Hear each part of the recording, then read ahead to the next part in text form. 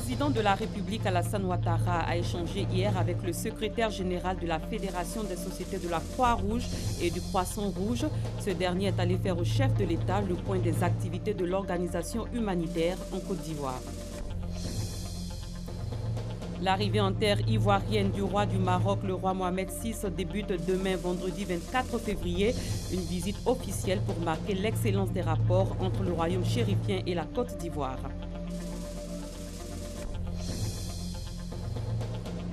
La première dame Dominique Ouattara a procédé ce jeudi au lancement de l'opération dénommée Grand Ménage.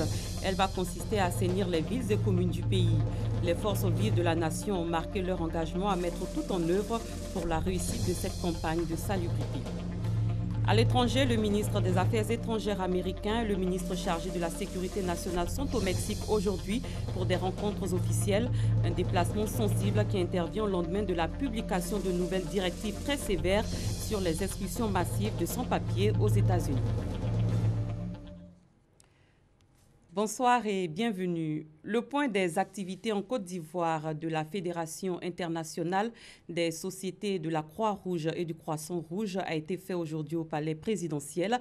Cette question était au menu des échanges entre le président de la République Alassane Ouattara et le secrétaire général de l'organisation humanitaire. La Côte d'Ivoire, sous la houlette du président Alassane Ouattara, inspire énormément confiance. C'est d'ailleurs ce qui lui vaut tous les honneurs qu'elle a de conduire sur son sol des conférences internationales. L'une de ces rencontres cette année 2017 est la réunion panafricaine de la Croix-Rouge et du Croissant-Rouge prévue en avril prochain. Au cours des échanges ce mercredi au palais présidentiel avec le chef de l'État ivoirien, le secrétaire général de la Fédération internationale des sociétés de la Croix-Rouge et du Croissant-Rouge a eu plaisir à l'annoncer. Entretien qui, par ailleurs, a été l'occasion pour lui de faire le point des activités de cette structure humanitaire en Côte d'Ivoire. Monsieur le Président de la République nous a fait l'honneur de nous recevoir pour faire le point sur les activités humanitaires que mène le mouvement Croix-Rouge, Croissant-Rouge, en général sur le continent, mais également aussi ici en Côte d'Ivoire. Ce n'était pas par hasard qu'on était là également aussi avec Madame le ministre de la Santé étant un socle de toute action humanitaire qui est menée d'une part, mais d'autre part qui en soi peut devenir un défi humanitaire si on ne prend pas les mesures qui s'imposent. Et donc c'est une collaboration très fructueuse que nous avons déjà et dont nous nous réjouissons. C'est également aussi l'opportunité de faire part au président de la République de la tenue prochaine ici en Côte d'Ivoire de la réunion panafricaine des sociétés nationales de Croix-Rouge et de Croissant-Rouge qui se tiendra ici les 10, 11 et 12 avril prochains, donc qui permettra de faire le point sur l'état d'avancement de nos travaux, mais explorer aussi de nouvelles voies qui constituent les priorités sur lesquelles nous allons nous concentrer, notamment la migration, le changement climatique avec son lot de tragédies humaines. Notre continent est assez fragile en ce qui concerne l'eau en particulier. Et ça, nous voulions nous y concentrer davantage. Au terme de ces échanges, le secrétaire général de la Fédération internationale des sociétés de la Croix-Rouge et du Croissant-Rouge s'est dit heureux d'avoir rencontré le président de la République, Alassane Ouattara. Il a salué l'engagement personnel du président ivoirien sur tous les aspects qui touchent l'humain et le social. Je précise que la rencontre entre le président de la République, Alassane Ouattara, et le secrétaire général de la Fédération internationale des sociétés de la Croix-Rouge et du Croissant-Rouge a eu lieu hier au palais présidentiel. Et c'était un reportage de Jérôme Kofi Abolin. Toujours au palais présidentiel, le président de la République a accordé des audiences ce jeudi. Il a reçu notamment le ministre ghanéen des Affaires étrangères et l'ancien président tanzanien Jakaya Kikwete. On en parle avec Awatouri. Nana Akufo-Addo, 5e président de la 4e République du Ghana, a prêté serment le 7 janvier dernier en présence d'une vingtaine de chefs d'État africains, au rang desquels le président de la République, Alassane Ouattara, invité spécial. Une forte délégation ministérielle conduite par la ministre des Affaires étrangères et de l'intégration régionale du Ghana est donc venue remercier le chef de l'État pour sa présence aux côtés du peuple ghanéen à cette occasion. About 2 months ago, when we changed governments, our president. Il y a 2 mois, le pouvoir a été changé au Ghana, comme vous le savez, et lors de l'investiture de son Excellence, le président Nana Addo Dankwa Akufo-Addo, son Excellence le président Alassane Ouattara a été invité en tant qu'invité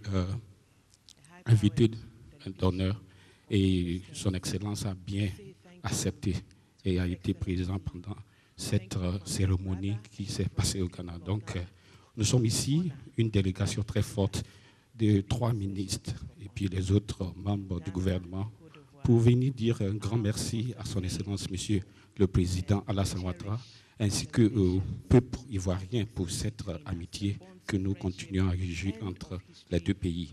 Comme vous le savez, le Ghana et la Côte d'Ivoire, nous avons une très forte amitié fraternelle qui existe entre nous. Et pour aussi dire au peuple ivoirien que le Ghana sera toujours du côté de la Côte d'Ivoire dans tout ce que nous faisons. Donc, nous sommes là pour dire merci au peuple ivoirien et surtout à son Excellence, Monsieur le Président Alassane Ouattara. L'ancien président tanzanien Jakaya Kikwete est l'envoyé spécial du président de la Commission internationale pour le financement des opportunités éducatives mondiales.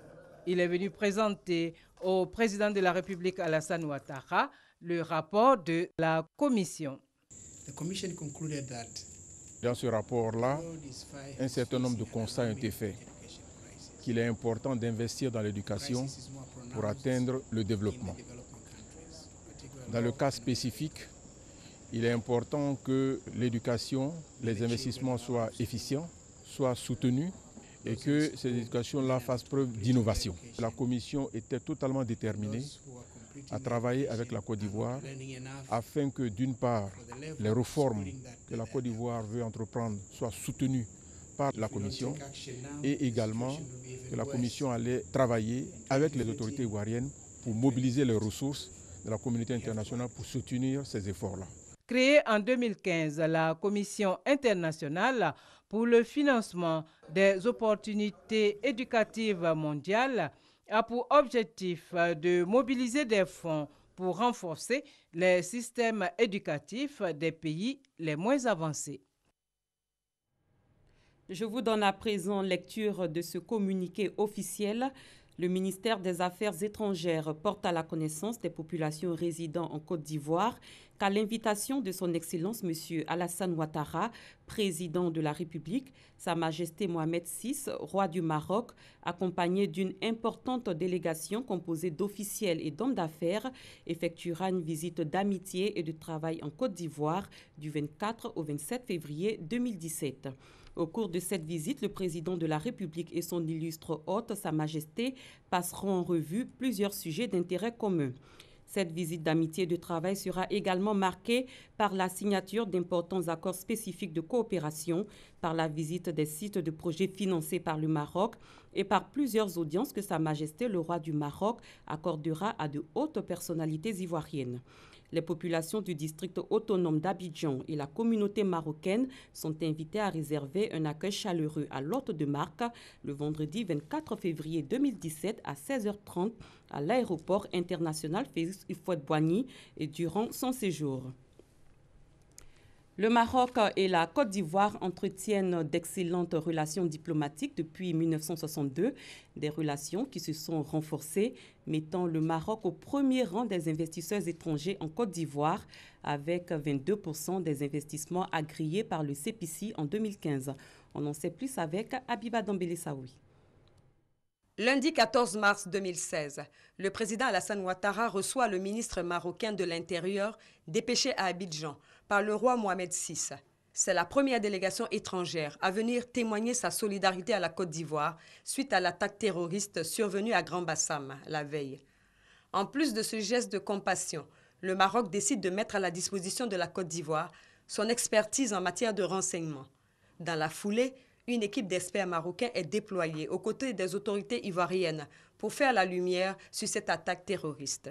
Ce soutien illustre à lui seul l'excellence des relations d'amitié et de coopération entre la Côte d'Ivoire et le royaume chérifien, des relations établies depuis le 16 août 1962 par le président Félix Houphouët-Boigny de Côte d'Ivoire et le roi Hassan II du Maroc. En plus de 50 ans de coopération bilatérale, force est de constater que les deux pays ont toujours fait preuve de soutien réciproque.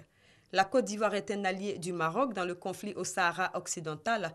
Toutefois, la diplomatie ivoirienne privilégie le dialogue dans la résolution de cette crise. La Côte d'Ivoire a également soutenu et appuyé le processus de réintégration du Maroc au sein de l'Union africaine. Un objectif atteint depuis le 28e sommet des chefs d'État tenu fin janvier à Addis Abeba en Éthiopie.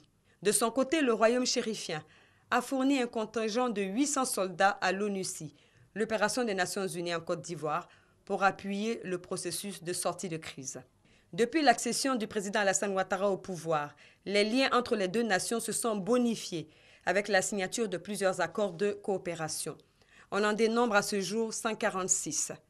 Si plusieurs domaines sont concernés, la part belle revient à l'accroissement des échanges économiques, chose qui a favorisé la percée des entreprises marocaines sur le marché ivoirien ces dernières années à travers des prises de participation dans les banques locales, des investissements dans les secteurs de l'industrie, de l'immobilier ou encore des infrastructures.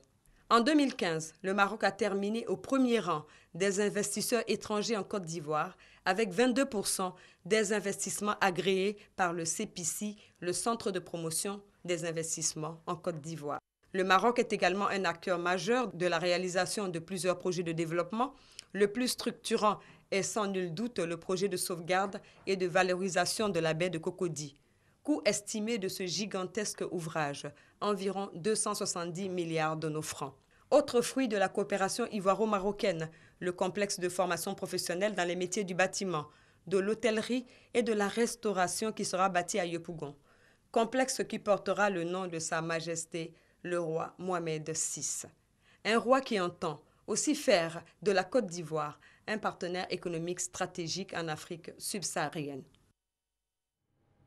Sachez également que la réalisation du débarcadère de Lokodjo résulte de la bonne coopération bilatérale Côte d'Ivoire-Maroc. Ce site va permettre d'offrir de bonnes conditions de travail aux pêcheurs et vendeurs de poissons dans la commune d'Atekoubé. Il a été récemment visité par le ministre des Ressources animales et halieutiques, Kobena Kwasi Adjoumani Hermaniami.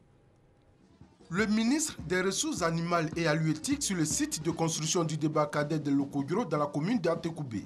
Kobena Kwasi Adjoumani est allé s'imprégner de l'état d'avancement des travaux en prélude à la visite du roi marocain en Côte d'Ivoire cette semaine. Après une visite conduite par les opérateurs en charge des travaux, il se dit satisfait. Au niveau des gros œuvres, nous sommes à 70%. Mais dans l'ensemble de l'exécution des travaux, nous sommes à plus de 35%. Très bientôt, nous allons tuer la pauvreté au sein de cette commune, créer donc de la richesse, rendre les femmes autonomes et permettre donc à la pêche de connaître un essor. La réalisation de cet ouvrage, fruit de la bonne coopération bilatérale qui lie la Côte d'Ivoire au Maroc, va permettre d'offrir de meilleures conditions de travail aux pêcheurs et aux vendeurs de poissons. Ce débarcadère, dont les grosses œuvres sont quasiment terminées, va offrir des commodités d'un port de pêche moderne. Ici, nous allons vendre du poisson en gros. Il y a des chambres froides pour la conservation, c'est-à-dire dès que le pêcheur arrive, on peut le conserver directement le poisson. On n'a pas besoin de... Voilà, on peut le conserver. Donc il y a moins de pets pour les pêcheurs. Et puis là, en même temps, on peut fumer le poisson. Le deuxième bâtiment 5 qui est jusqu'à la fin, il y a une garderie qui est prévue, une antenne d'infumerie et un centre social. Et une salle de minimum de classe qui est prévue aussi. Entièrement financé par le Maroc, les travaux de construction du débarcadère de Lokodjo sont prévus pour s'achever au mois de juin prochain. Le roi du Maroc, qui effectue une visite officielle à partir de ce vendredi, ira lui-même s'imprégner de l'état d'avancement des travaux. Parlons salubrité, la première dame Dominique Ouattara a donné aujourd'hui le coup d'envoi de l'opération baptisée Grand Ménage. Elle a pour but d'assainir les villes et communes du pays. Toutes les forces vives de la nation marquaient leur engagement pour la réussite de cette campagne. Le Premier ministre annonce pour sa part l'octroi de 17,5 milliards de francs CFA pour contribuer au ramassage des ordures. Je vous propose à présent d'écouter la première dame de Côte d'Ivoire, Dominique Ouattara. Je voudrais saluer cette initiative salutaire du gouvernement qui vise à instaurer une opération Grand Ménage. impliquant l'ensemble des populations pour la propreté de nos villes et nos villages. Je me réjouis d'ores et déjà que ce projet rencontre l'adhésion de toutes les populations de notre beau pays, car il y va de l'épanouissement et du bien-être de nos concitoyens. Je suis certaine qu'avec l'implication de tous, nous arriverons à obtenir des résultats à l'échelle nationale. Rien de grand et de beau ne peut se construire dans un cadre de vie insalubre. Il nous faut donc changer positivement les mentalités et modifier les comportements. J'en appelle donc au sens de la responsabilité et du civisme de chacun, car notre rôle est indispensable dans le succès de cette initiative. J'ai foi que nous réussirons à faire de notre belle Côte d'Ivoire un pays exemplaire en matière d'environnement et de salubrité. Qui dit salubrité